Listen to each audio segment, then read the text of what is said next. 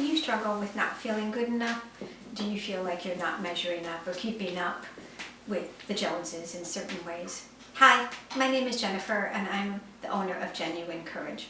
I'm here today to talk about an important concept, something called self-worth. This is a concept that a lot of people really struggle with because the vast majority of our society tends to focus on self-esteem. Self-esteem is not a bad thing, but we put way too much emphasis on it. Many of my clients report a fear of being average, which is kind of funny because by the nature of the law, we're pretty much average, at least in some way.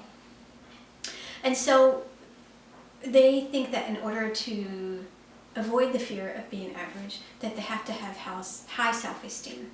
The danger about high self-esteem is that in order to feel good about ourselves, we often end up comparing ourselves to other people. We're always falling short because there's always someone who's better at something than we are. Someone who's smarter, someone who's better at these videos, someone who has more hair, someone who's thinner, someone this, someone that. We all walk around with the story of not being enough in some way. But the way that we tend to go about that is by trying to get better and better. But ultimately, it really doesn't lead to an increased sense of self-esteem. It actually leads to us feeling worse about ourselves. So what is there to focus on instead of self-esteem? It's called self-worth. Self-worth is an opinion you have about how valuable you are as a human being. So self-worth is something that we are born with. It is not something that can be taken away. It's not something that can be earned. And self-worth is also something that is inside of us.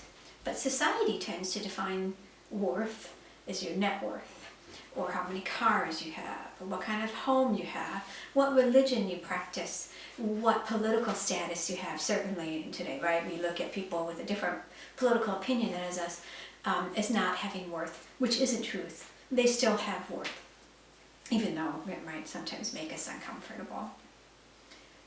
Let me give you an example of worth. I'm a little bit older. I remember when I was younger, there was a baby named Jessica, and Jessica fell down a well. I believe she was like 2 years old, and she fell down some well. And the authorities spent well over $1 million to get her out.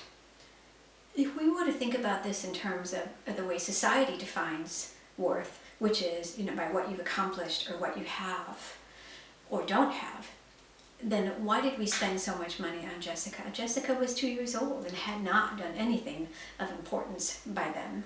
But we did spend that money because we look at all children as having worth, even though they haven't done anything.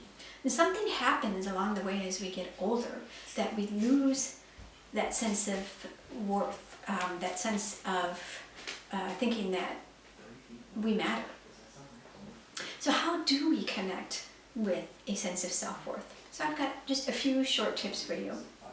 The first is self-compassion. I know self-compassion really seems like, a cheesy thing to do. I've had a lot of people just, worry that self-compassion will let their flaws shine through more, but actually it doesn't.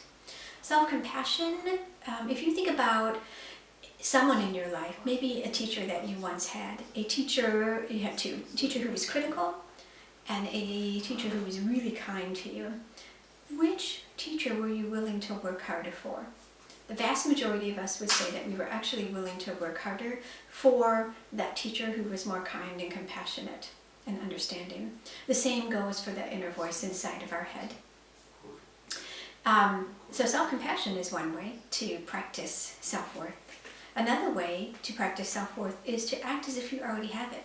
So if you're faced with a decision, ask yourself, well, if I already felt worthy, how would I act right now? And then do your best to try to act on that. The third way to increase your sense of self-worth, or at least your connection with it, is to surround yourself with people who are positive influences on you. If you are surrounded by people who put you down, who make you feel bad about yourself, then you need to limit your time with them, whether that's ending the relationship or at least setting some boundaries. If you'd like to learn more about embracing yourself, about your self-worth, about connecting with who you really are rather than who you think you should be, I'd love for you to join me in my workshop. Just click on the link below. Hope to see you soon. Thank you.